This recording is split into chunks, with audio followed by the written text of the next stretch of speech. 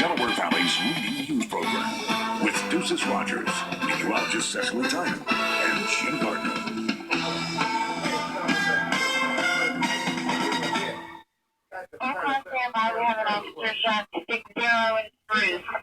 That's what we heard over police radio at 11:40 last night, just moments after a man ambushed a Philadelphia police officer and actually leaned into the police cruiser, firing off shots.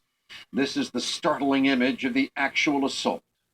Despite serious wounds, police officer Jesse Hartnett managed to exit the car and return fire at the gunman. Then came this frantic radio call from the injured cop.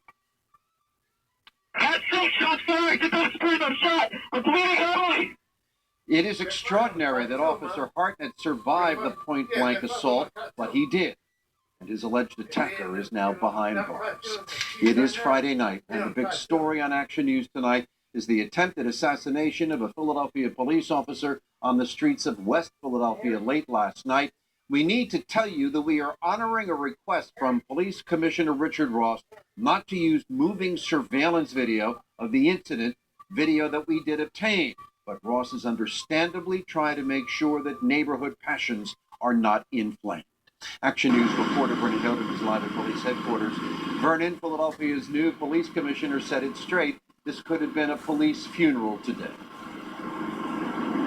Indeed, Jim, it is a miracle, but a veteran police officer tonight explains what happened there this way. He says you see the gunman charging towards the van, actually running, firing wildly, and that's why he missed at least 8 of his 11 shots that he was known to have fired, because you can't keep the gun at the target that way. Had he been walking up calmly and trained to do this, the results could have been tragically different. This surveillance video from 60th and Spruce late last night shows just how close the officer came to death.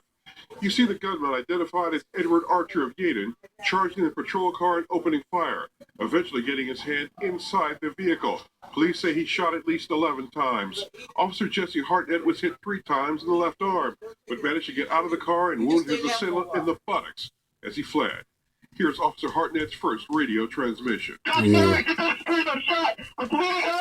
3 gunshot wounds to the left arm is all we have. The gun that was allegedly used to shoot Officer Hartnett, seen here, is a stolen 9mm handgun.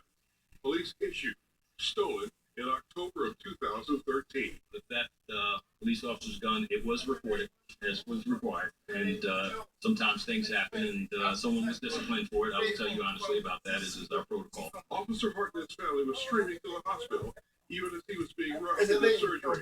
His father had a chance to speak with him briefly. Officer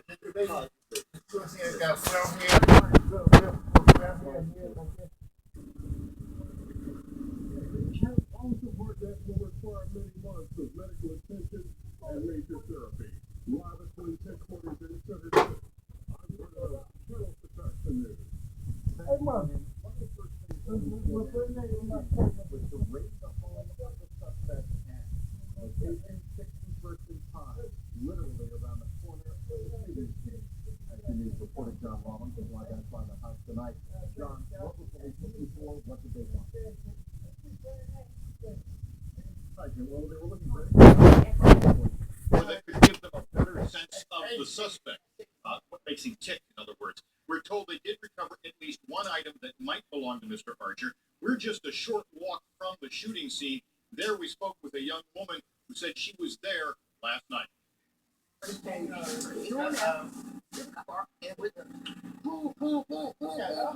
why everybody was scared. People that were standing outside, with people ran out the bar. We hit the floor. Tamika Jones says she could not believe her eyes. She had been standing in the window of a takeout store when she saw a man in a white robe charging and rapidly firing a gun at a Philadelphia police officer sitting behind the wheel of his car. He ambushed that cop for nothing. I don't know if he had mental health issues or what it is, but something is more to why he did that to that cop. Because that cop did not deserve it. Jones told us though he doesn't live in West Philadelphia, suspect Edward Archer was a familiar face in this area, spending time here when he visited relatives. Neighbors along Delancey Street told us police arrested Archer in the middle of their block. Chanel Mason said she didn't hear gunshots, but a commotion outside her home. And what I actually heard was the cop saying to the guy, get the F down, get the F down, get the F down. So I'm like, what is the commotion? So when I go to the window, I'm looking and I actually see them apprehending him. Archer was picked up about halfway between the shooting scene at 60th and Spruce and this house at 61st and Pine. 11 SWAT officers using a battering ram entered the house along with a member of the bomb squad this afternoon. It's thought the house belongs to Archer's family. Neighbors say he often spent time here visiting a relative who has subsequently moved away. It's believed the suspect still has a key to the house. Those who know the suspect say yes, he is a practicing Muslim, but reject reports he pledged himself to ISIS. The FBI searched the house for several hours and removed at least 4 boxes and a bag. Well, we're told apparently the house is under renovation at this point in time. Agents searched for about 2 hours today, looking for anything tied to the crime or anything that might give them a better idea about the suspect. Live in West Philadelphia, John Rollins, Channel 6 Action News. Jim? Thank you, John. Once again, let's identify the suspect as 30-year-old Edward Archer. Police say he has confessed to the crime, saying he did it, quote, in the name of Islam. Archer lives with his mother on South Maple Avenue in Yeaton, Delaware County. Needless to say, that home was the subject of much scrutiny today by police investigators. Action News reporter Wendy Saltzman is in front of the house tonight. Wendy, what have you been able to find out?